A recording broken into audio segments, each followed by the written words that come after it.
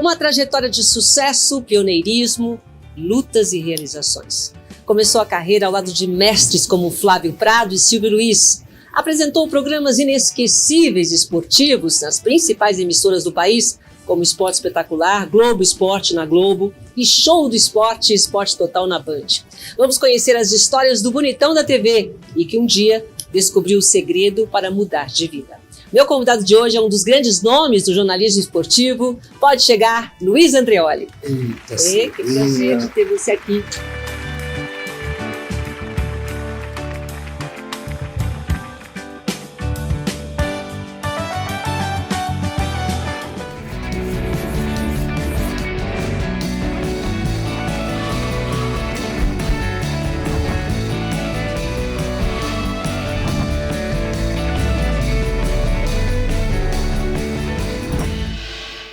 Tempo que a gente trabalhou juntos lá, a gente apresentava os sábados, não era o Show do Esporte? A gente apresentou Esporte Total, acho que também, né? Muita coisa, né? A gente lá tinha evento todos os dias, né? Era Good Games, Pan-Americano, Sul-Americano. Não parava, né? Era uma máquina, né? de fazer programas de esporte, né? Na época do Show do Esporte, na época do Luciano do Vale. Foi uma época importante no jornalismo esportivo que até agora, né, faz escola, tanto que o objetivo maior desse programa é atualizar essas histórias. E aí, por exemplo, nós temos um Cabrini, o Andreoli, o Fernando Fernandes, o Datena, tanta gente que está nativa, Flávio Prado, que está nativa, todos se adaptando. J. Júnior. Aliás, o J. Júnior vou trazer aqui. Boa. O J. Júnior falou outro dia comigo. Jotinha, beijo. O próximo. É uma grande figura. Tem uma história enorme. Trabalhou com a gente na Bandeirantes e depois no Esporte TV, né? Então, todos esses que eu falei, eles fazem parte de uma época de jornalismo que fez e faz história até hoje. Porque nós fomos nos adaptando a tudo. Você falou do Flávio Prado. Tá com o podcast dele. Sim. Você foi se adaptando a tudo isso? Sim, eu tenho o portal do Andreoli há quase 10 anos. 10 anos? Eu entrei na internet, eu vi que a coisa estava mudando, né? Para ter uma ideia, quando eu apresentava o Globo Esporte, dava 85 de audiência. Hoje, com meu filho, o Felipe, dá 10 e ele trabalhando firme, quer dizer... Né? Pai do Felipe Andreoli, que hoje comanda o esporte aqui de São Paulo na Globo, Globo Esporte. Então hoje as mídias tiveram outro caminho, né? Hoje tem o streaming, tem todas essas variantes que não existiam na nossa época, né? Então quando eu trabalhava lá na Globo, eu não podia ir no McDonald's. Uma vez tive que fechar o McDonald's, meus filhos ficaram com trauma por causa disso, porque de tanta gente que foi em cima. Então teve que fechar. Mas era um negócio que não tinha outra mídia, né? Era só televisão. E a Globo era uma potência, né? Na época de grandes estrelas. Você falou 85. Cid Moreira, Sérgio Chapelin. Eu entrei na Globo em 81. Quer dizer, eu peguei os anos dourados todinho. Quanto tempo! Eu entrei na Globo no final de 81, 82, que até 89 quase. Depois eu fui para Bandeirantes. E fiquei até 97. Né? Mas na Globo você apresentou vários segmentos. Você não começou direto no esporte? Não, comecei. Fui contratado pelo Ávila. Foi para esporte, direto? Pelo Silvio José, direto. Eu fui contratado e aí comecei a fazer grandes eventos na Globo, né? A primeira São Silvestre que a Globo fez, eu fiz ao vivo. Já te colocaram os leões, fazer ao vivo? Nossa, ao vivo com o Boni, no ouvido, Marquinho Mora, o Elinho conhece o Marquinho Mora. Era só um pessoal assim que você não podia errar, né? E quando eu comecei na Globo era filme. Se você errasse, você estava estrepado, porque você tinha 3 minutos de filme para fazer abertura, passagem, encerramento, off, entrevista. Como assim filme? Explica melhor. Era em filme mesmo, não tinha VT, era filme. Revelado o filme e depois ia pro ar. Era assim? Era filme. Eu, Cabrini, o Gilson Ribeiro, pegando toda essa época aí. Então, não tinha como errar? Não tinha VT, não tinha como errar. Se você errasse, você perdia o emprego. Entendeu? Então, você não errava. Tanto é que a nossa geração faz ao vivo, tira de letra. Porque a gente se habituou ao vivo. Enquanto esses meninos hoje em dia, para fazer Desculpa, pessoal, mas é verdade. Né? Para fazer uma passagem, erram 200 vezes. Né? Então, porque a nossa cultura era ao vivo. Era ao vivo. Tipo assim, sai falando. O Globo Esporte tinha umas histórias assim, que quando você fala, não é possível na Globo acontecer isso, né? Então, um dia a gente tinha um bar chamado Solar embaixo da Globo, e nós estávamos tomando café, eu, Toninho Neves, Tonico Duarte, que morreu agora, infelizmente. A gente tomando café, e vamos subindo a escada para a redação e tal. Eu falei, porra, essa música agora, Nossa. na música da vinheta da abertura, quando a gente viu, era horário de verão. O programa ia entrar 1 hora antes, a gente não tinha se tocado. Eu só deu tempo de eu sentar e botar o microfone e fazer o improviso de meia hora, e era a Copa do Mundo de 82. E eu entrei que ao era vivo. exclusivaça. Era exclusivaça. Era o Luciano do Vale, exclusivo pro Brasil Juarez inteiro. Soares de repórter. Não tinha outra, porque Não normalmente, né, divide. Você vai ver a Copa do Mundo em vários lugares. 82, exclusivo Globo. E era um canhão, né? E eu lá, e os caras, não, perdeu o emprego. Eu, calma aí, vamos segurando a onda. E eu sempre tive esse controle. O lugar que eu me sinto mais confortável e mais tranquilo é quando eu tô no ar. Ao vivo. Ao vivo. Eu não gosto de gravar.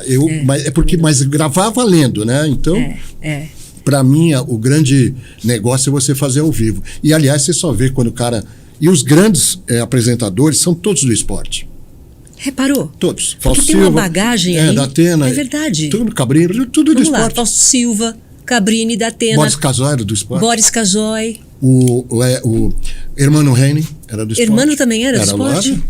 Mas qual é essa bagagem do ao vivo? Porque o esporte... É do improviso? Quando o cara faz reportagem... Pessoal, você aí de casa... Presta atenção. Quando você faz reportagem de esporte, todo dia é a mesma coisa, né? É verdade. Uma Ainda bola, mais setorista. 22 caras do campo, você tem que ter uma imaginação fora do comum.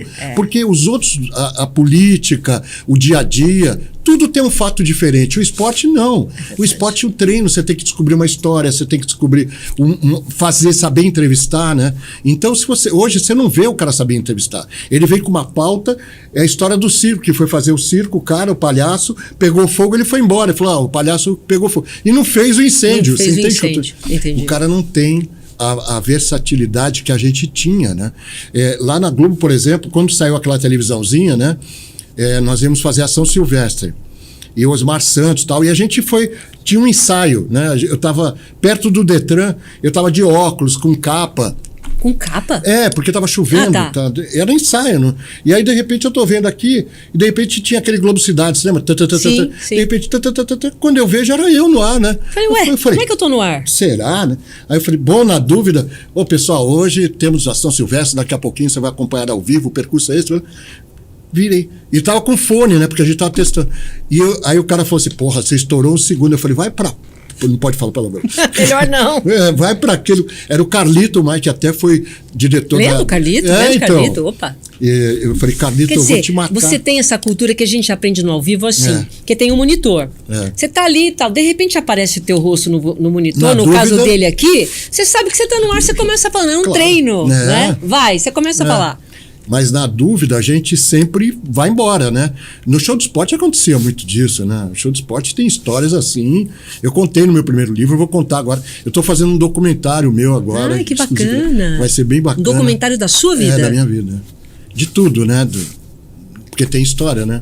Tem muita história, né? E aí você faz o quê? Você relembra as suas histórias, você vai escrevendo as histórias? Tem um roteirista, né? A gente vai fazer com a produtora, tudo. E ele vai conversando com você e tirando essas histórias? Vai contando a história mesmo, porque faz parte... O meu primeiro livro, As Histórias do Bonitão na TV, são os 30 anos dos anos dourados da televisão, porque eu peguei os anos 80 da Globo e os 90 da Bandeirantes, e os 2000 da Record. Você era conhecido como Bonitão da TV? Isso daí foi foi um cinegrafista, eu acho que o Elinho até conhece, ele era o Turquinho. E um dia nós fomos sair de filme, como é que a gente... E fomos gravar na Ípica, e ele me botou numa cerca assim, e ele falou, olha pra mim assim... Aí falou, pô, mas é bonito pra... E foi na redação e espalhou isso. O Bonitão. E aí ficou. E aí os meninos me chamam hoje, o Datena, o Cabrini, todos eles, o Reginaldo Leme, todos eles só falam assim. Então eu fiz... Todo mundo é generoso comigo, eu fico feliz. Mas é um apelido carinhoso, né? Uma brincadeira que ficou. E nesse livro, Histórias do Bonitão da TV, você separou essas histórias desde a Globo, Show de Esporte. Desde a Record, né? Com o Silvio Luiz. Né? Porque você começou na Record com o Silvio com o Prado, falei na abertura. Foi uma história muito incrível na minha vida, que aconteceu, que eu conto no dossiê também. São algumas coisas que acontecem sobrenatural na minha vida. E aconteceu assim, eu comecei na Record e fui pra Globo. E na Record, eu fiquei 1 ano na Record, e a Record era da família Paulo Machado de Carvalho, né? E o Silvio Santos era um dos donos. Eu lembro dessa época. E teve uma época que eu comecei a fazer e eles falaram assim, não, você tem que apresentar, né? Já com o olho verde, aquela história de sempre. Daí eu, Silvio Santos junto com o Paulo, não, o Silvio Santos vai eu falei, mas Silvio, eu nunca vi isso, eu nunca tinha, né? Vai embora. O Silvio que até então você era repórter. Era repórter. Aí falou assim, o medo é mau conselheiro, o Silvio Santos falou. Eu falei, beleza. Silvio Santos falou para você, o medo é mau conselheiro. Então. Como se a gente pudesse controlar isso. Mas é uma boa reflexão, né? Porque realmente o maior inimigo da gente somos nós mesmos, né? Com certeza. Então isso é... Com certeza. As coisas que a gente imagina nunca vão acontecer, né? Se a gente parar para pensar...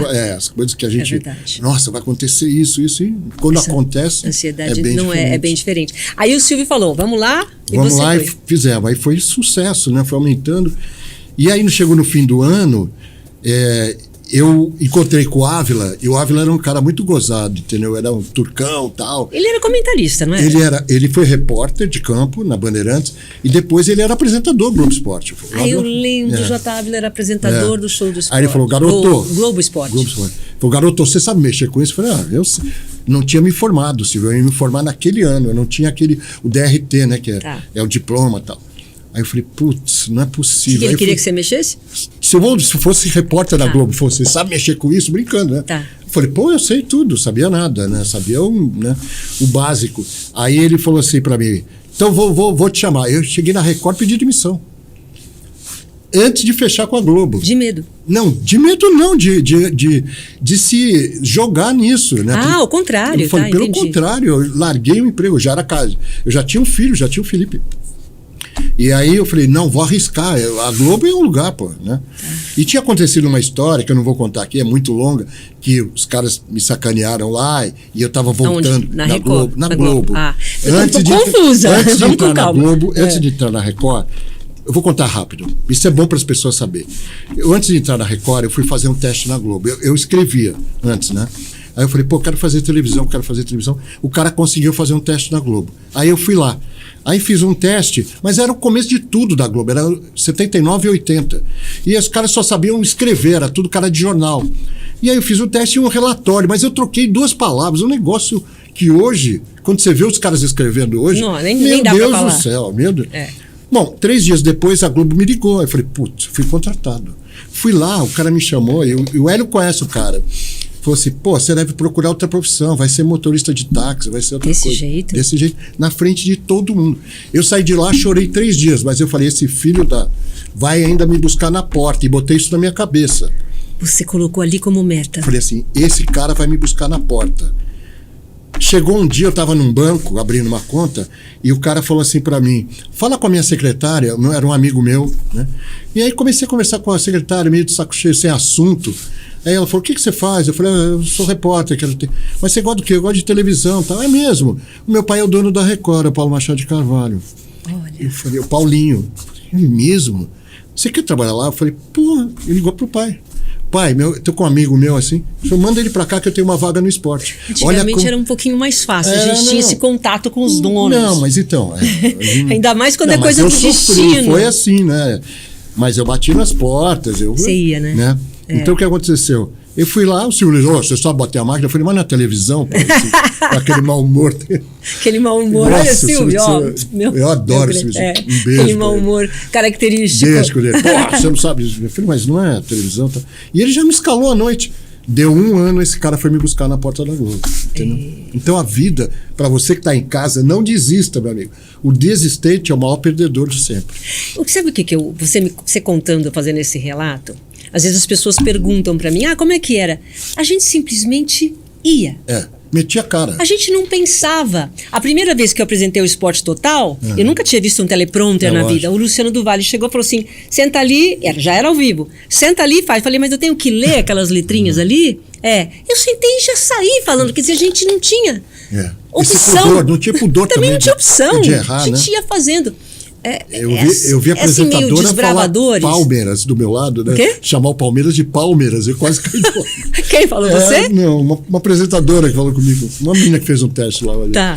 E falou Palmeiras e em vez de falar Michael Jordan, falou Michael Jackson, né? Eu fiquei quieto, né? Falei, bom, mas pode acontecer, tudo pode. Na Bandeirantes, se na Globo acontecer isso, imagina na Bandeirantes. Uma vez tinha muitos eventos, né? E alguns furavam, tinha chuva, tinha, bom, né? Coisas que não tem como segurar, né? E um dia tinha um evento de 1h30, pifou o evento. E eu tô lá na bancada do Show do Esporte. O Michel Lohance, que eu adorava, era meu guru, né? Foi lá. Luciano do Vale gostava muito dele. Então, ele era um gênio. Muito. Um gênio. Ele tirou uma fita e botou lá. Era uma banda tocando 1h30, não sabia onde era a banda, o que ela fazia, o que ela estava fazendo lá. Vocês estão vendo a evolução, os caras morrendo de rir no Twitter e eu lá, 1h30. 1h30 narrando a banda. Você acredita? Eles faziam, muitas vezes. Eles te colocavam, assim, aos leões. Aquela coisa. Uma vez o Luciano tipo Toninho Neves. Vai! O Luciano do Vale uma vez estava narrando basquete ou vôlei numa Olimpíada ou Good Game. Tava dando 30, um absurdo. E depois tinha um hóquei sobre patins. E falou, agora vai lá e você narra. Porra, eu não sabia nem que tinha patim no cara e eu fui narrar o hóquei. E como você fazia? Eu pegava, entrava lá, pegava um livro, porque tinha uns livros de esporte, né? Tinha umas coisas na redação. O Maurício Mala, lembra dele? O Hudson. Sim! O Maurício, lógico que sim, que você conhece. Que sim. A Rose, que era a mulher dele. E a gente se virava, ia tirando de letra, entendeu? E eu fui o primeiro cara a usar ponto na Bandeirantes, né? Num Good Games à noite. E era o Pedro Kutner. Ponto é quando você coloca aqui, né? E a pessoa, por exemplo, o nosso diretor aqui hoje, o Hélio Silliman, estaria falando aqui no ouvido o que é para fazer ou deixar de fazer. Chama isso, faz isso. Chama. E antigamente tinha um assistente de estúdio que ficava, chama isso, eu escrevia, fala isso. No meu caso era o seu Chico, você lembra do seu Chico? Pô, seu Chico. E aí eu pus lá, só que era o Pedro Kutner, lembra dele? Lembro. O Pedro Kutner não sabia usar o ponto. Então, enquanto eu falava, ele falava junto. Aí eu não aguentei. Tirei o ponto e falei, olha, você espera...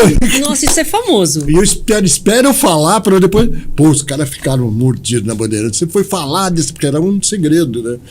E a gente... Mas... Você sempre foi apresentador na Bandeirantes ou trabalhou bastante como repórter? Você foi nas Olimpíadas? Como eu sempre ancorei, né? O que aconteceu? Como eu fazia bem isso, os caras queriam que eu ficasse no estúdio segurando. E eu me estrepei por causa disso, né? Por quê? Porque eu não viajava, né? Eu só ficava. Então, eu fazia... Outro dia eu estava vendo aqui, eu entrei 1h40 da manhã, 1h40 da manhã, estamos aqui com o nossa Olimpíada. Daqui a pouquinho eu volto, às 3h40 eu volto. Pô, eu não tinha vida, né? Não tinha. Porque tinha que ficar durante todo o evento ancorando e segurando. E aí você ficava no Brasil. Narrando, sempre. Sempre eu ficava no Brasil. Por quê? Porque eles precisavam de um cara, né, como o Vanucci fazia na Globo, como o Léo Batista. Porque precisa de um cara que tenha experiência e que segure, né? Você não pode pôr uma pessoa, cai o sinal e aí? Você vai cantar um tango? Não, você tem que segurar, falar. E tem história, e tem que ter história. Isso é importante, né? Tem que ter história e principalmente que tenham a ver com o evento. Exatamente. Você estudava muito? Como é que você fazia para se preparar? Eu sempre fui um cara que eu sempre gostei de conversar muito com as pessoas. Eu era muito amigo, eu não tenho inimizade, eu não tenho, sabe? É uma coisa que... todo mundo gosta de você, eu tenho porta aberta em todos os lugares. Eu entro na Globo, na Bandeirantes, na Record. Eu falo com o Johnny Saad, eu falo com o pessoal do SBT, as meninas. Eu não tenho problema, entendeu? Eu nunca tive, graças a Deus. E eu também fui sempre um cara igual com todo mundo, desde a portaria até o presidente, eu trato todo mundo igual, brinco, falo as coisas. Eu acho que esse é o grande segredo, entendeu? A soberba precede a ruína mesmo, né? Eu acho que o cara que é metido a besta, eu vejo tantas histórias, né? E o cara não vai... Você nunca foi, né? Porque tem aquela coisa da vaidade. Então, por exemplo, chamar você do bonitão na TV, você dá 100, 90% de audiência, você tem que fechar o McDonald's para você ir. Isso nunca te afetou? Nunca. Nunca subiu a cabeça o sucesso? A minha família até acha que eu sou... que eu represento no jornalismo, que é uma história, né? Eu fiz Jornal Nacional, Chegou a fazer Jornal Nacional? Fiz matérias ao vivo no Jornal Nacional, várias. Que bacana. Fiz o SPTV. Como repórter? Aí como repórter. E no SPTV apresentei o SPTV. E apresentei o Jornal da Band com a Marília Gabriela. Que bárbaro, eu não lembrava dessa passagem. Nossa, isso foi antes do Show do Esporte? Não, no meio. Eles me puseram, me escalaram para apresentar. Olha, você tem que fazer um documentário. Nossa, apresentei com ela. E eu fazia parte do esporte. Eu, Ferreira Neto, lembra? Lembro, claro. Ferreira Neto, God disco. Sim. Melhor, a voz mais maravilhosa. E a Marília maravilhosa. Gabriela é muito gozada. Ela é. Quem conhece bem a Marília, eu não posso nem falar o que ela falava, né? Mas as coisas, era uma brincadeira Que Imagino que ela achasse você bonito. Brincava comigo também, né? Brincava com o Ferreira e tal. E a gente tinha uma... E ela era craquíssima, né? Ela era um monstro, né? Eu gostava de trabalhar com gente boa. Eu nunca tive ciúme, sabe? Tem gente, eu vejo hoje... Isso que eu falei, você nunca teve esse ego exacerbado. Não, ninguém vai falar... Não, quer vir? Vamos embora. Pra mim, cada um tem o seu jeito de ser, seu estilo. Cada um gosta de um jeito. Você não gosta de todo mundo a mesma coisa, profissionalmente, eu digo.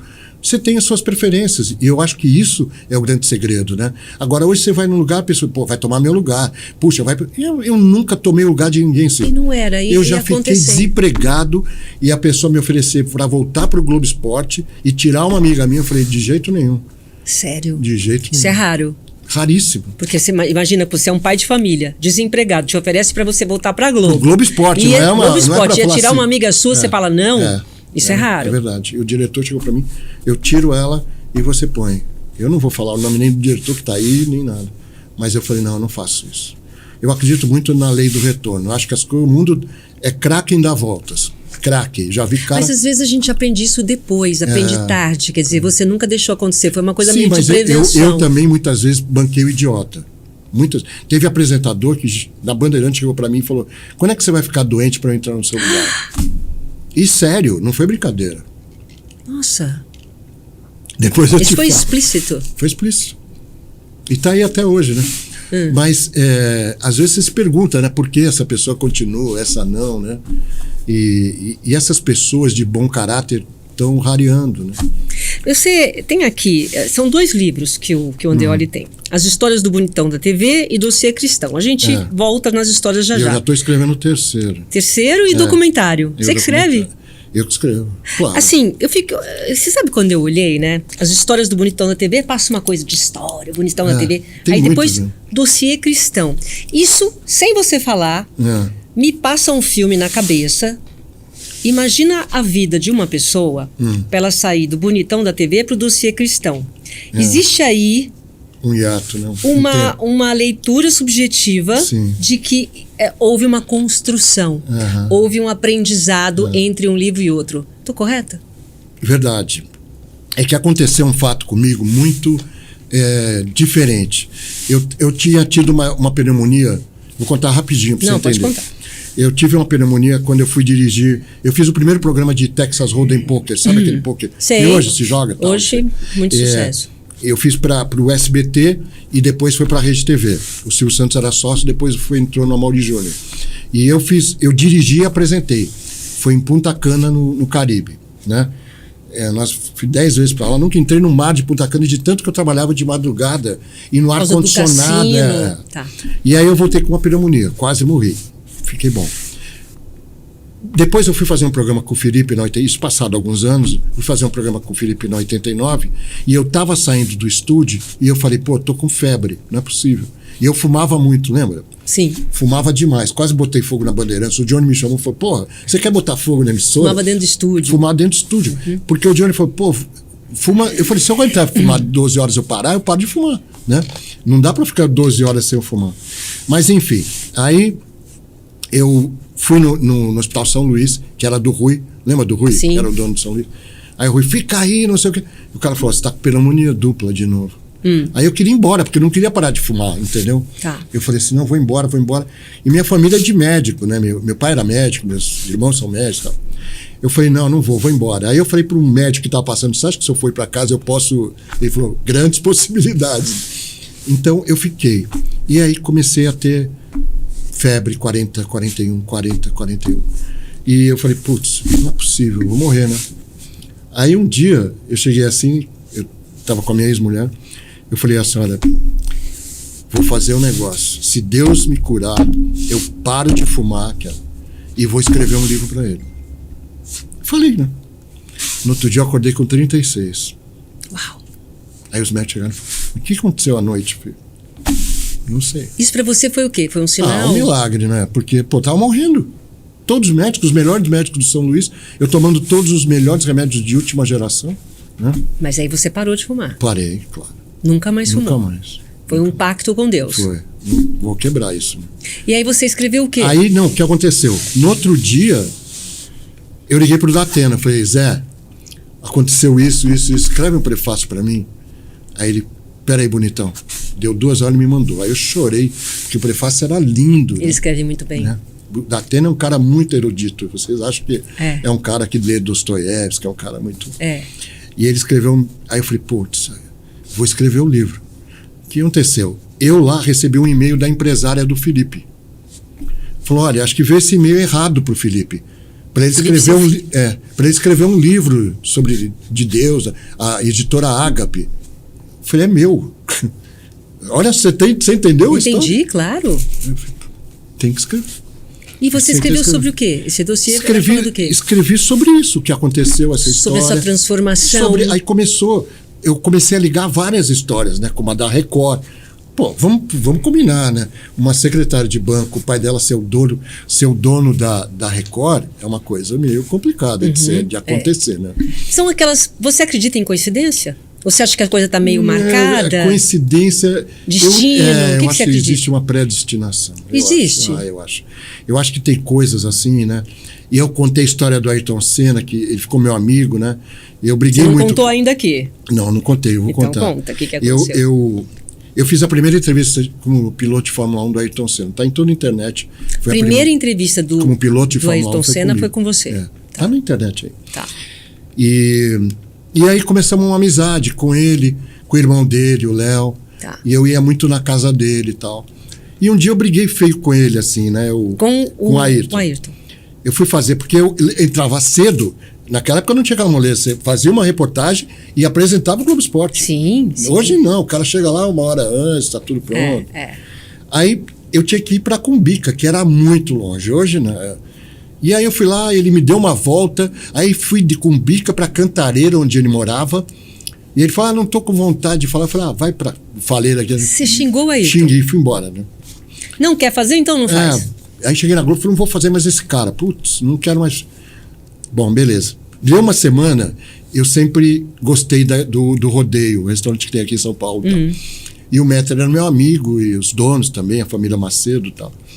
E aí o Méter falou, pô, vou te pôr do lado de um amigo. E o Rodeio tinha um banco que todo mundo sentava, não sei se você se lembra disso. Pra ficar esperando? Não, pra sentar nas mesas. Tinha um banco assim. Puta, ele me pôs do lado do Ayrton, cara. Eu tinha mandado o cara pra aquele lugar. Ué, mas tinha brigado, mas era o Ayrton. Ele levantou. Quem? O Ayrton.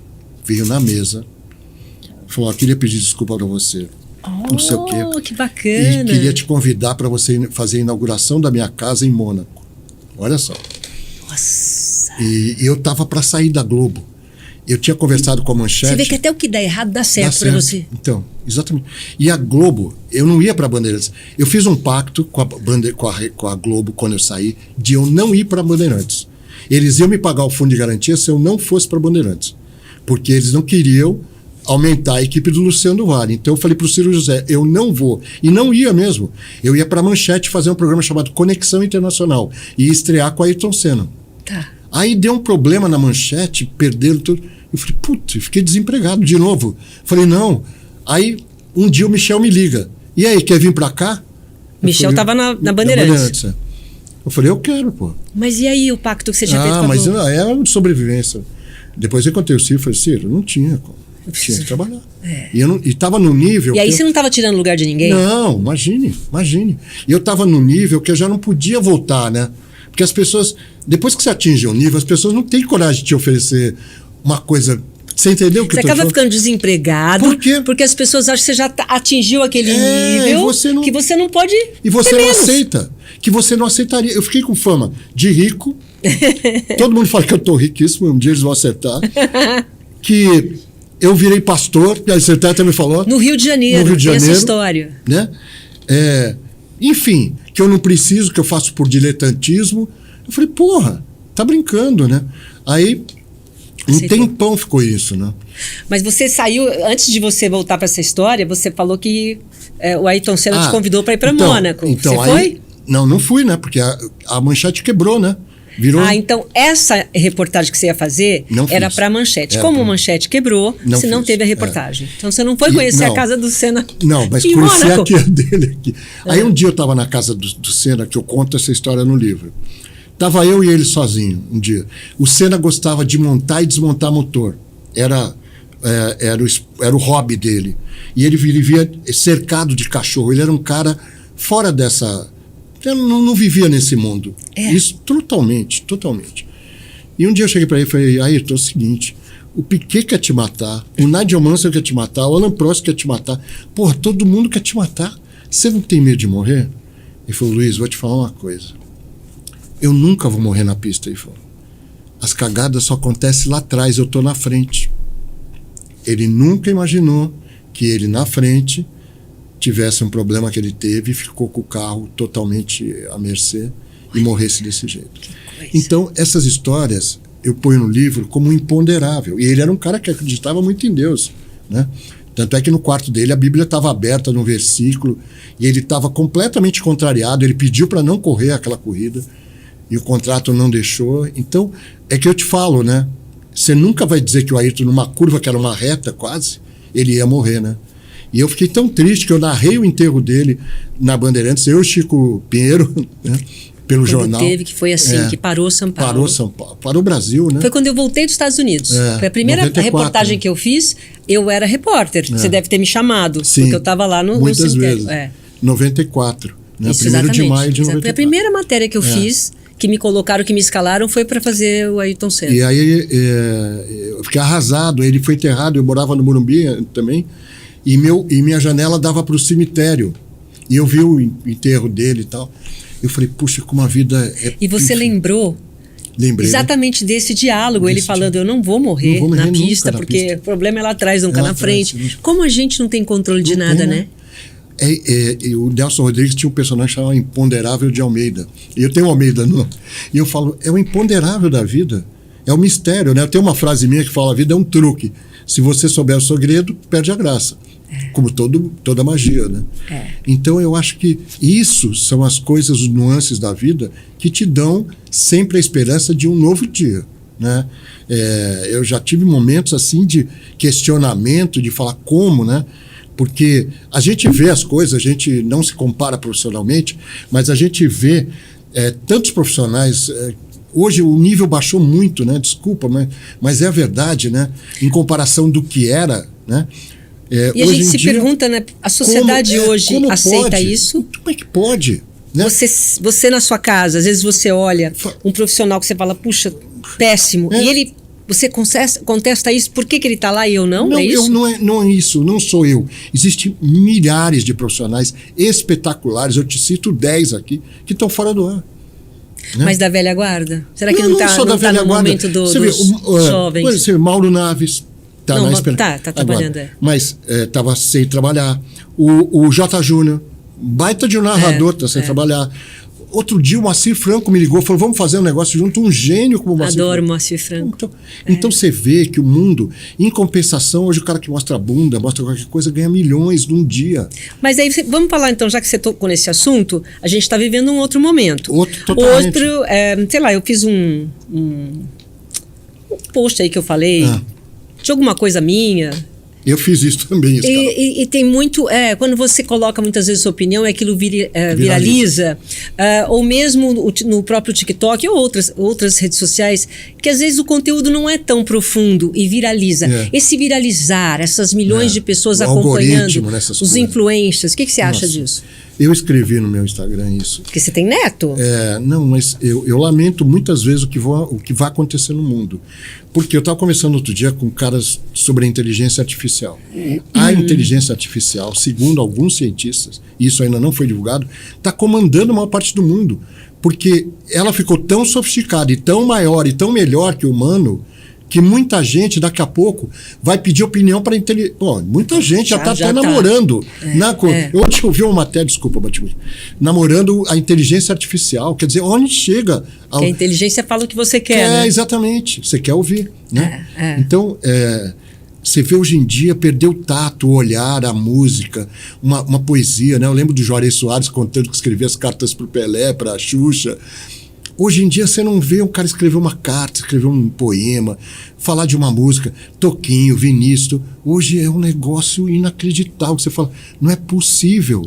Mas aí não é outra época, porque nós tivemos... Não, mas não é época, é questão de coisa boa. Chopin não é da nossa época e é bom, né? O que eu falo assim, que nós tivemos o privilégio de conviver numa fase de grandes ídolos. Sim. Parece que todos nasceram ao mesmo tempo, né? É. E a gente conseguiu, nesse nicho da história, estar com eles. Você acabou de falar, né? Jorge Soares, Pelé, o Ayrton Senna, quem mais? Quais pessoas você conviveu? Eu entrevistei, acho que os maiores craques do Brasil. Eu entrevistei Elis Regina, Uau! era minha amiga. Chico Anísio, meu amigo pra caramba. Pelé, Ayrton Senna, Ronaldo, quem mais? Tudo que você pode. Todos os craques da música, Toquinho, todos os meus amigos. Eu não vejo assim, se eu for fazer um índice de entrevista, eu falo, não existe mais caras como esses. Nenhum. Alguém vai ser igual Pelé? Alguém vai ser igual Chico Anísio? Ninguém vai conseguir entrevistar nunca mais, esses gênios que você Outro dia apagaram o arquivo da entrevista que eu tinha com 2 horas de Chico Anísio, e ele até me elogiando, falou que eu era o melhor apresentador. Eu falei, grava isso aí. Quem que apagou? Apagaram, não vou dizer. Apagaram para economizar fita. Olha só onde vai o Brasil, entendeu? Nossa. Então, eu fiz muita coisa, dirigi emissora até. O menino que trabalha aqui, eu dirigi a TV+, dirigi a Vindi, por isso que os caras falam que eu era pastor, que eu dirigi o Caio Fábio. Fui ser sócio do Flávio Augusto, da WhatsApp, né? A gente fez uma parceria. Enfim. E essas habilidades todas você foi desenvolvendo conforme apareceu o desafio? Porque eu sabia. Tem gente que é aquele purista, né? O jornalista que só faz jornalismo. Eu não via isso. Eu acho que o jornalismo, se o Luciano fez uma coisa de bom para a profissão, foi ser um visionário em relação a ser empresário junto com o jornalista. Diversificar. Saber que dava pé ao vôlei, dava pé ao basquete, dava pé à Fórmula Indy. E não tinha mandar medo. ver, mandar entendeu? ver. Então, eu me lembro que o dia que puxa, como é que chama o lutador? Mike Tyson perdeu pro James Buster. Você lembra aquele Mike Tyson? Sim. O Luciano não quis fazer essa luta. Ele falou, então, vai durar 1 minuto, eu não vou. Mandou o Alexandre Santos. Eu e o Alexandre fazendo na cabine, junto com o Newton Campos. E o cara derrubou o Mike Tyson. Foi uma audiência da Bandeirantes. Deu 50. Muitas coisas caíram no seu colo. Sempre. Eu vou te contar a história do Ronaldo, como é que ele jogou a Copa do Mundo. Você vai falar, mentira. Eu tenho a foto aqui. O Ronaldo, eu morava num flat no Rio. Aliás, nesse flat morava o Romário, tudo chama. Bom, enfim. Aí um dia, o Ronaldo sumiu. Você lembra que ele teve aquela contusão, que ele ia ficar fora da Copa de 2002? Ele veio pro Brasil. E eu tô lá, as coisas acontecem sempre do meu lado, sempre. Que massa. Eu tava assim na recepção, o cara falou, mas por que o Ronaldo? Olha o Ronaldo lá. Eu tava pronto para fazer uma reportagem com o Newton Petroni, o Filé. Sabe o Filé? Sei. O cara me implorou, ele estava abrindo uma clínica e falou, Luiz, pode dar uma força para mim? Você é uma pessoa conhecida. Eu falei, eu sempre quis ajudar as pessoas, eu acho legal isso. Aí estava pronto para fazer, eu falei, eu chamei o Ronaldo e falei, vamos gravar. Ele falou, não posso, eu gosto de você, mas eu estou escondido. Eu falei, eu tô numa TV a cabo, ninguém vai ver. Gravamos 1h30 de reportagem, tiramos foto, tem tudo aí. No final do papo, ele era o melhor do mundo. Eu não estou falando com o Zé, né? O Ronaldo era o melhor do mundo. Já era o melhor. Já era o melhor do mundo. Ele chegou para mim e falou, você vai para onde? Agora você me disse a probabilidade de você entrevistar o Cristiano Ronaldo ou o Messi. E ele falou, você vai para onde, Silvio? Ai, não sei, eu acho que eu ia deixar por conta dele. Eu falei, olha, eu vou entrevistar o Filé, que é um fisioterapeuta e tal. Nossa. Ele falou assim, é mesmo? Eu falei, você pode fazer um favor para mim? Eu falei, posso. Você convida ele para ser meu fisioterapeuta particular, eu pago o dinheiro que ele quiser, dou um apartamento em Milão para ele, mas ele tem que embarcar essa semana comigo. Não acredito, Andreoli. Aí, e o cara querendo que você desse uma força para a clínica dele. Aí eu fui na clínica dele, cheguei, ele, você veio, eu botei todo o meu dinheiro aqui, 1 milhão que ele tinha, ele botou tudo na clínica. Nossa. Eu falei, filé, eu preciso falar um negócio com você, cara. Muito louco. Eu falei, vem cá. Eu tava com o Ronaldo, ele falou, um fenômeno? Eu falei, o fenômeno. Ele te convidou para você ser o fisioterapeuta particular dele, ganhar o que você quiser, e ele te dá um apartamento em Milão, você tem que embarcar essa semana. Eu pensei que isso acontecesse em filme. Por isso que o documentário, todas essas histórias são filme, roteiro, né? E eu falei no dossiê cristão também. Aí isso aconteceu, ele ficou mais branco que a bunda do Sivuca, né? Eu falei, ele falou, aí veio a pergunta dele, se você fosse eu, o que você faria? Eu falei, eu iria para casa e arrumava as malas. Ele arrumou, curou o Ronaldo jogou a Copa e o Brasil foi campeão. Nossa, que história linda. Entendeu? Então Deus me usa para algumas coisas. Por isso que eu ia te falo. falar, Andreoli. Eu sou um condutor de bênção muitas vezes. Isso já aconteceu várias vezes. Eu confesso, eu já apresentei bastante tempo com o Andreoli, principalmente os sábados, mas a gente nunca conversou sobre histórias. Cada um vivia a sua e a gente está... Claro. Então, você contando um pouco já do que a gente está conversando, dá para ver que é isso mesmo, você é um condutor. Porque as coisas vão em você e continuam. Né? Continuam e repassam para as outras pessoas, né? Outro dia, como é que chama aquele cantor de rap? Naldo, né? Ele contou essa história como fosse dele, né? Porque o Maurício Meirelles fez um negócio para ele contar as mentiras, sei lá. Enfim, ele contou. Aí eu falei, pô, tá brincando, essa história é minha, né? Porque muita gente sabe dessa história. E aí o Filé gravou para mim. Não, quem fez isso foi o Andreoli, porque o Filé é o preparador, é o fisioterapeuta do Fluminense. Ele tá lá. Então ele falou, não, foi você que fez isso, blá, blá, blá. E eu quero encontrar... O Ronaldo é amigo do meu filho, né? Mas eu nunca mais encontrei o Ronaldo, você acredita? E o Ronaldo é uma pessoa que tem uma generosidade absurda. Então, que também não é tão fácil, né? Como encontrar lá enquanto você está esperando para fazer a entrevista. Mas o meu filho joga tênis com ele quase todas mês aí. Você se vê um pouco no que está acontecendo com o teu filho? Eu não tenho... As pessoas acham que eu vejo o Felipe todo dia... Fico meses sem ver o Felipe. Assim. Você ficou feliz dele estar seguindo os teus passos? Eu acho que eu fiz a minha parte. Né? Pus ele em bons colégios, faculdade, e dei meu nome. Né? Uma coisa era ser o filho do Andreoli, outra coisa ser bater na porta, né? Procurar emprego. Então, ele trabalhou comigo na Record, né? Estagiário. Eu apresentando o Jornal da Record, aí era o jornal mesmo, o Jornal da Record. E ele passando com as fitas, depois eu pus ele na Rede Gospel, porque aí eu fiz um programa com o Tobé lá, de esporte espetacular. Depois eu pus ele na cultura. Tudo bem, encaminhou. Agora, nepotismo. Não, mas se ele não tivesse talento, também não continuaria. Exatamente, então, eu sempre falo isso. Não é só isso, né? Mas... Você pode até colocar, você está lá no lugar porque alguém te colocou. Ok, mas você ficou? Você ficou? Você tem talento? Você foi determinado? Você continuou? Porque chance a gente tem que ter alguém. Uma coisa é você... está sempre, seja lá qual for a mídia, mas você está sempre na continuidade. Porque muita gente estoura e some, né? Quantas vezes você vê caras que nunca... mesmo com a gente trabalhou lá várias vezes, né? Mas você der continuidade, por isso que eu fui pro portal do Andreoli, pus a Rádio Andreoli na web, agora estou voltando, estou fazendo uma parceria com o IG, voltando junto com eles, o podcast meu que vai estrear, né? O Fala com o Andreoli.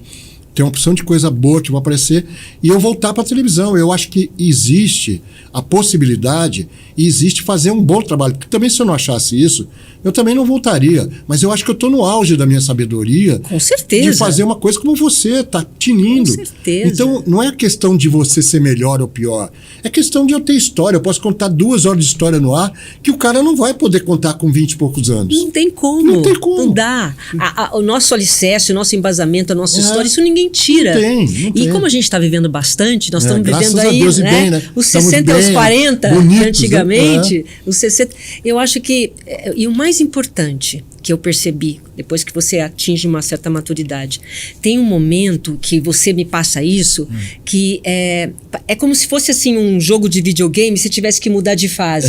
Se você não compartilha o que você viveu, o que você tem, tua experiência, parece que você não muda de tudo. Você está no momento de compartilhar. Sim. Porque você tem muita história aqui que as pessoas podem aprender com você. Pode mudar a vida do cara, entendeu? Como aconteceu comigo na Record, que o cara falou para eu ser motorista, o outro falou para isso.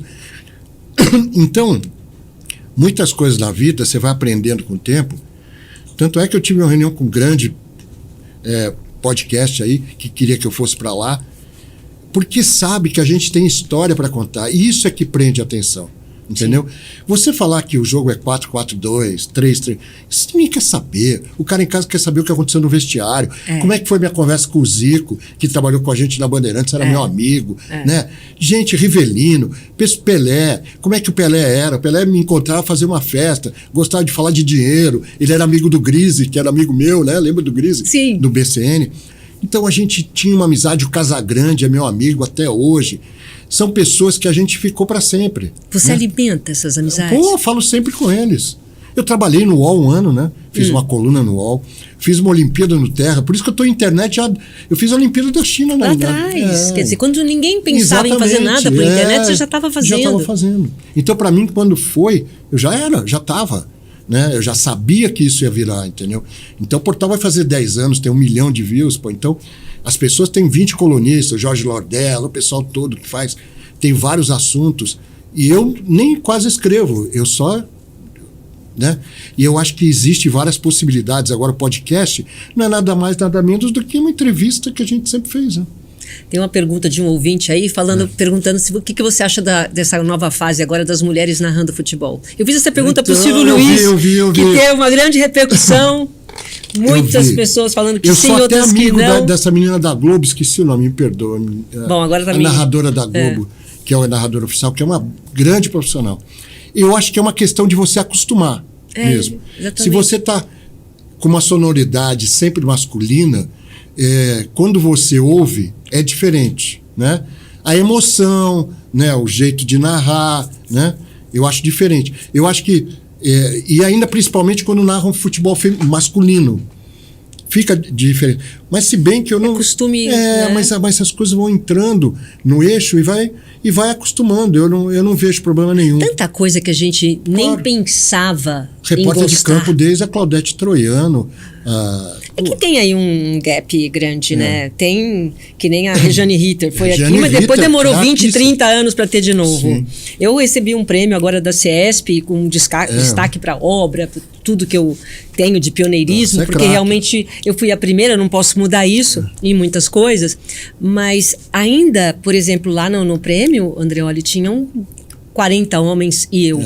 Então, ainda continua dentro do esporte. Sim. Não sei se você concorda comigo. Não, é um ambiente masculino ainda, você não acha? Claro, tinha uma repórter chamada, que é minha amiga, Isabel Tanese, ela entrava no vestiário dos homens, né? Às vezes o cara botava a toalha para baixo para causar nela e ela entendeu? Porque ela foi profissional pra caramba, entendeu? E quando a pessoa quer uma coisa, você consegue. Eu acho isso. Eu acho que a sua participação em tudo que você faz, né? Eu sou um fã de Cristo mesmo, nas coisas que ele fez. E assim, ele falou assim como se pensa, assim é. E é verdade, tudo que você pensa, você atrai. Pode ser coisa boa ou coisa ruim. Se você pensa muito numa coisa, você chama aquilo à existência. É mesmo? Você acredita nisso? Com certeza.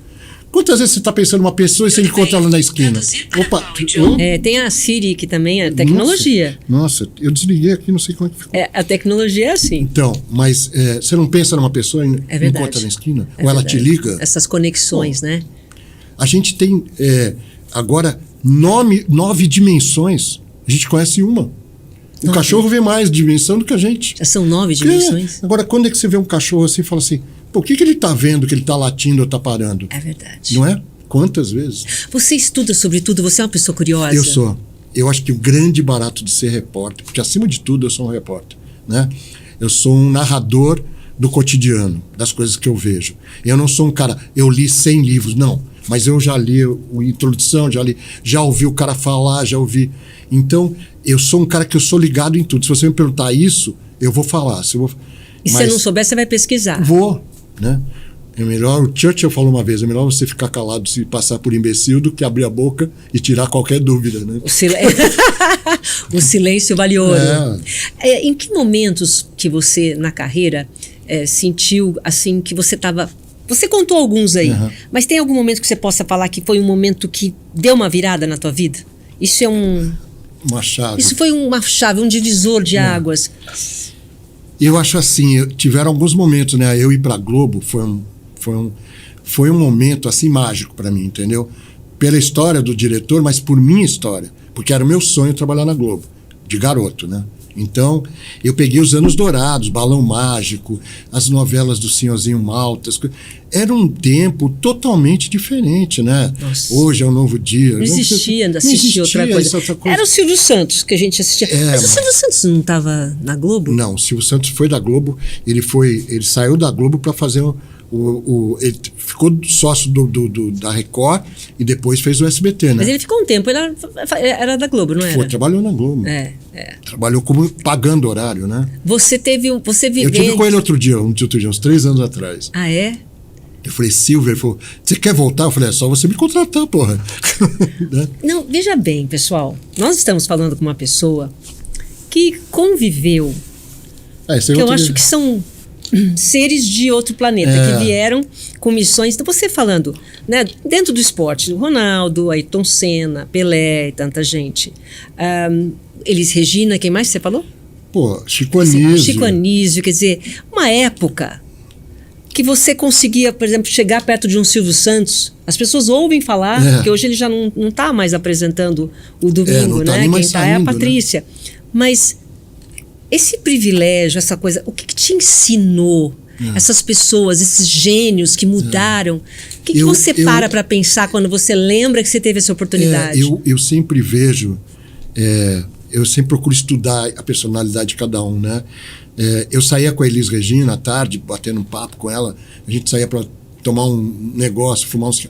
Mas sabe, a gente fala... Você e ela? Eu e ela no carro, imagine a Elis Regina. Uau. Aí ela falou um dia pra mim, Luiz, você arruma um emprego pra mim, pro meu irmão, que é jornalista? Eu falei, Elis, você tá brincando, né? Pra você arrumar um emprego pro irmão dela. Irmão dela. Eu falei, você é Elis Regina. Não, mas você... Aí a Elis era muito assim, né? Aí ela um dia falou assim, vai assistir, eu quero que você vá na estreia do Falso Brilhante, no Teatro Brigadeiro. Falso Brilhante. Aí eu fui, ela falou, vai me encontrar no camarim antes de começar. Ela gostava de mim mesmo, a gente dava risada e tal. Quando eu chego lá, ela estava jogada no chão com a barriga para fora, um frio em São Paulo. Ela falou, não canto nada, total insegurança, não vai acontecer. Eu falei, levanta daí. Eu tinha um Lexotan, deu um Lexotan para ela, levanta e vai lá no palco e arrebenta. E ela arrebentou, depois ela me mandou um beijo. Mas você tem noção do que você está falando? Então, são coisas assim... Veja bem, você está falando que você, a Elis Regina, que estava lá, sem nenhuma energia, achando que não tinha menor talento, que você foi lá e deu força para ela e falou, Elis, levanta. Você tem noção da grandiosidade que é isso? Isso, mas porque você conta de uma forma simples. Simples, não tem foi porque podia fantasiar isso, não, mas era assim. Não, assim. Realmente, você que está fazendo um documentário, isso é de um peso, de uma coisa tão... Acho que tem que ser um capítulo só para isso. O Chico Anísio, eu tinha uma produtora, Flávio Augusto, no Rio, que é esse bilionário da WhatsApp hoje, né? E o Chico Anísio tinha sido despedido naquele dia da Globo. Despedido da Globo? Despedido. A Marluce, que entrou no lugar do Boni, despediu ele. Eu peguei a produtora e falei, toma, Chico, é tua. Faz o que você quiser. Não, André, olha. E ele era um gentleman, cara educadíssimo. E tinha depressão, Chico, né? Eu fui na casa dele, falou, vem aqui no meu apartamento. Ele morava em São Conrado. E eu ajudei ele a fechar o apartamento que ele estava vendendo para dar o dinheiro para a Zélia, né? Teve que vender bastante coisa para dar o dinheiro. E o Chico tinha uma estante de remédio, né? Ele era um cara depressivo, era um cara... Porque todo... O humorista Chico Anísio era depressivo? Era. Ele tinha... Todo humorista que eu conheço, ele é um cara... que não é, esses caras que se fazem de bobo, quer ser engraçado toda hora, não são. Você vê o Woody Allen, Chico Anísio, os grandes gênios, são todos assim. Eles fazem da tristeza, transformam isso em uma piada, né? Então, o Chico sempre falou isso para mim. Falou, não, você tem que ter isso. E eu vivi esse momento em São Conrado, é um prédio onde morava o Boni e tudo. Um super apartamento, eu falei, pô, Chico, você é um cara... E o Chico gostava de cavalo de corrida, eu fiz a TV Jockey, né? Então, eu gostava de cavalo, meu avô era treinador de corrida de cavalo, eu tinha cavalo. E a gente falava muito de cavalo, eu e o Chico, né? E ele perdeu muito dinheiro em jogo de corrida de cavalo. Nossa, você tem muitas histórias. E tudo isso você vai transformar num documentário. Tem que roteirizar mesmo, porque tanta coisa... Estudou a Helena. Não, tem que roteirizar, porque... É muita coisa, né? Não, e muita coisa. Fora 5 casamentos. Importante. 5 casamentos. Eu tive 3 e já acho que casei muito. Mas ainda dá tempo, né, Silvia? 5 casamentos. Uma amiga minha disse que no 4º a gente acerta. No caso, no teu caso, foi no 5º. Tô no 5º. Essa instabilidade na vida pessoal é por conta da dedicação à carreira? Eu acho assim. Eu sempre fui um cara, eu já fui muito, muito louco, assim, aconteceram histórias comigo que eu não posso contar. Eu vou botar do documentário, mas... Tem que colocar no documentário, ou no livro, não sei. Aqui não dá para falar, né? Mas coisas inacreditáveis que aconteceram na Bandeirantes, em todos os lugares. Que você não pode contar aqui. Não posso, porque senão... Mas não com pessoas famosas, eu nunca saí com... Você nunca ouviu falar, eu saí com fulano, nunca. Se saiu também, você foi discreto. Não, nunca. E também nunca falei de mulher. Eu nunca gostei com meus amigos. Eu nunca saí numa roda de amigos para falar de uma mulher. Nunca. Eu saí com a fulana? Não, nunca. A gente fala de futebol, fala de besteira, brinca, tá? Mas eu nunca gostei disso, nunca. Eu acho que o segredo das coisas, a cumplicidade é tudo em qualquer coisa que você tenha. E aí você acha que a sua carreira, a sua dedicação, a sua profissão atrapalhou sim, de alguma forma muito. a tua carreira, inclusive a tua vida com os meus filhos, pessoal? Né? Meus filhos, né? Eu não sou tão dado porque eu não podia conviver. Eu trabalhava de segunda a segunda na Bandeirantes e na Globo. De segunda. Eu apresentava no show de esporte, no outro dia o Esporte Total. Quando não tinha evento de madrugada. Onde o Felipe passou a juventude dele? Onde todos, o Roberto, a Luísa, todos? No estúdio. Quantas vezes você viu meus filhos lá? Então foi lá uma escola para eles, era meu ponto, né? Porque eu dormia, né? Uma vez a Bandeirantes teve a feliz ideia de botar uma banqueteira que fez uma feijoada. Eu comi a feijoada, eu desmaiei. E o Felipe vendo o jogo e o Silvio Luiz. André, olha, que horas são que o Felipe... O Silvio Luiz tinha essa maneira. Pô, que horas são? Arredondo o seu. Aí eu falei, pô, Silvio, cara. E eu não sabia nada. O Felipe, não, tá tanto jogo e tal. E me contava e eu mandava ver. Nossa. Pô, Quer dizer, aí no caso você não conseguiu... Tudo bem, os filhos... Não dava pra conciliar. A Isabela, minha filha, ela sobreviveu também. Ela vivia nos estúdios do Show do Esporte, ficava lá o domingo inteiro. São sobreviventes de pais e mães. Mas eu fazia isso e sustentava eles. Eles falavam, pô, mas eu nunca fui para Disney. Não fui mesmo. Nunca viajei com eles, nunca. Não dava. Porque a intensidade que você estava vivendo. Eu entrevistei vários atletas. Hoje eu acho que eu faria... eu acho que eu trabalhei muito. Eu trabalharia menos, né? Aproveitaria mais. Né? Sério? Você teria feito diferente? Se eu mudasse minha vida, se eu fosse editar, porra. Você faria diferente? Mas muita coisa. O quê, por exemplo? Trabalhar menos? Trabalhar menos não, mas ter mais qualidade de vida, pensar mais em mim, entendeu? Eu sempre pensei muito nos outros, eu sempre fui... sempre me solidarizei com muita gente e não valeu a pena muitas vezes. Você se decepcionou com pessoas? Muitas vezes. Então, eu acho que você também não pode... Você tem que fazer as coisas sem esperar nada do que a pessoa que você está fazendo. Eu sempre nunca pensei numa recompensa em nada. Eu acho que esse é o grande barato. Agora, muitas vezes eu tomei as dores de outras pessoas, eu comprei brigas que não eram suas. Não eram minhas. Situações que não eram minhas, entendeu? Isso em relacionamentos, em tudo, né? Então isso cria clima, né? Eu acho que ex-mulher sempre é um problema. Né? O que você, com toda a sua experiência, não sei se existe esse tipo de conexão hoje, eu não sei se existe esse tipo de conexão, você falaria hoje para o Luiz Andreoli, para o seu filho, Andreoli? Olha, toma cuidado com isso. Tem alguma coisa que você passaria para ele? Eu acho assim. Você acha que adianta dar conselho? Não adianta. Eu já dei 200 mil e nenhum ele ouviu, e nenhum dos meus filhos ouve. Eu acho que isso é igual carteira de identidade, pessoal e intransferível. Experiência não se transfere. Você pode falar, olha, você vai meter a mão na tomada, você vai ter um choque. Enquanto o cara não meter o dedo lá, ele não vai saber, entendeu? Então, não adianta. O Romário falava, a gente sabe os atalhos do campo, né? A gente sabe as armadilhas da vida. A única coisa importante você envelhecer é você ter mais sabedoria em algumas coisas. Né? Mas você está sempre aprendendo. Mas se você pudesse passar isso, né? Eu vejo caras com 30 anos, diretores de emissora, mas como? Se o cara não tem uma história dele. Se ele não tem história para contar da vida dele. Como é que ele pode ser... por isso que às vezes eu falo, pô, mas o cara nunca casou na vida, quer falar de casamento. O cara não tem como você falar isso. Não é verdade? A teoria na prática é outra, né? Essa frase sempre... É que nem a pessoa fala, você tem que ter empatia. Tem que tomar cuidado com essa coisa de empatia. Porque empatia é você sentir a dor do outro. Impossível. É se colocar no lugar do outro. Impossível. Aquela dor você nunca vai sentir. Vou citar de novo Cristo. Cada um pegue sua cruz e leve, porque se você quiser levar do próximo, você morre. Não tem como. É verdade. Toda vez que a gente quer levar do outro, a gente morre antes do outro. Você sabe que eu decidi fazer esse podcast porque foi um pedido de um professor da USP, que dá jornalismo na USP. Ele fez uma palestra lá na Unip, onde eu trabalho. E quando acabou a palestra, ele foi até mim e falou, Silvia, eu estou com um problema sério para ensinar jornalismo para os jovens.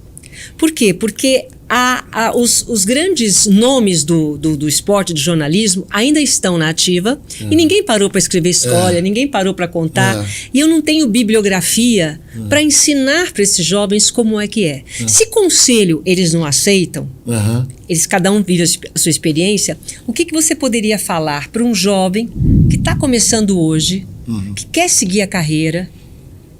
O que ele tem que saber? Qual é a base do nosso jornalismo, assim, raiz, para passar para eles, se eles puderem nos ouvir? Eu fui convidado para fazer curso, né? Para passar isso, né? Porque existe alguns pulos do gato, né? Que você passa para a garotada que você não aprende nunca na escola isso, né? Você vai aprender no meio, com jeito de se posicionar, de falar no meio, de falar em outro veículo, de olhar para a câmera, de olhar dentro da câmera, de coisas que são segredos, né? Eu na Globo tinha aula com a Glorinha Boit-Miller, que era fono, junto com o Chapelin, com o Cid Moreira. Olha a fila, né? Quando eu estava numa fila, eu estava numa fila de off, eu falei, meu Deus, eu estou dentro do Olimpo, né? Porque só tinha... Uma vez o Cid Moreira gravou um off na minha frente e falou, Brasil voltou, não sei o quê. E o cara errou o texto, o Brasil voltou dos Estados Unidos, era a seleção brasileira. Aí o cara chegou e falou assim, pô, Cid, eu esqueci de botar Estados Unidos. Você pode regravar? Ele falou, não, eu não regravo. Pela minha entonação, o cara já sabe que ele voltou dos Estados Unidos. Então, qual é o conselho que você pode dar? Eu acho assim, faça o que você gosta. Entendeu? Você fazer o que você gosta, você nunca vai trabalhar na vida. E é verdade. É totalmente. É verdade isso. Totalmente. Você fazer o que você não gosta, uma hora é um peso monumental. Agora, você fazendo o que você é apaixonado, falei até do Elinho antes de começar o programa. Hélio Silva, nosso diretor. Esse frescor, essa vontade sempre de um desafio, essa vontade de ganhar, essa vontade de vencer, de ter caráter, de não passar por cima dos outros. A história se repete. O cara que acha que é malandro, que é esperto, tá sempre se ferrando. E a conta vem. E se não vem na gente, vem nas pessoas que a gente gosta. É óbvio, se você planta chuchu, você vai colher chuchu. Pode demorar? Pode, mas chega. É verdade. Então seja honesto, seja um cara comprometido com a sua profissão, seja um cara que você faça com maior tesão as coisas, que você vai chegar lá. Um dia chega e cai no seu colo. É verdade. Quanto tem que estar preparado. Tinha um amigo meu que falava assim, todo mundo está preparado para o não, mas poucos estão preparados para o sim. Exato. Porque o cara fala, tá ok, vamos embora. O cara... Então, esteja preparado para o sim, meu amigo. É isso mesmo. Andreoli, muito obrigada. Nossa, adorei. Você tá aqui mesmo? Nossa, gostou? Você é craque. Isso eu acho que é uma aula de jornalismo, em termos de você lutar pelas coisas que você ter ambição, de você ser feliz, de você fazer as pessoas felizes. Quando você fala em empatia, a câmera gosta de você quando você tem sinceridade. É verdade. Quando você é falso, é verdade. A câmera sabe, pô. Sabe. E você não dá audiência e você não faz nada. É isso então, mesmo. meu amigo, seja feliz, seja sincero. Isso mesmo. A última frase que eu gosto de falar, sempre que o Leonardo da Vinci, que era um gênio, não por causa da Mona Lisa, mas ele chegou no fim da vida com uma frase: a simplicidade é o auge da sofisticação. É verdade. Seja simples. Muito seja bem, sofisticado. muito bem. Adorei. Um beijo, Silvia. Muito bem. Quero agradecer nesse finalzinho de programa ao Serginho da Estrelícia. Olha, lindo esse arranjo, né? Lindo. Nossa. Obrigada, viu, Serginho? Obrigada a você mais uma vez. Sucesso. Quando tiver pronto o documentário, volta aqui. E o podcast, eu vou te chamar lá, né? Claro. Eu também tenho história para contar, com certeza. Claro que sim. Obrigada, beijo. Viu? Obrigada. Nós vamos ficando por aqui. Muito obrigada pela sua companhia. Não se esqueça de se inscrever no canal, sempre trazendo aí um conteúdo importante para você, que a gente está compartilhando aqui nessa história, que eu tenho certeza que você vai gostar sempre. Muito obrigada e até a próxima, pessoal. Tchau. E aí? Gostou? Nossa, que show, hein? Não é à toa. Tem que fazer... Sério, Ô, Hélio, achava melhor pôr o dele na frente. Eu acho que o dele tem que ir pro carnaval, porque aí bomba mais. Porque se o programa dele for segunda-feira, eu consigo bombar no carnaval. Se der. Não, eu não sei se vai dar. Se não der...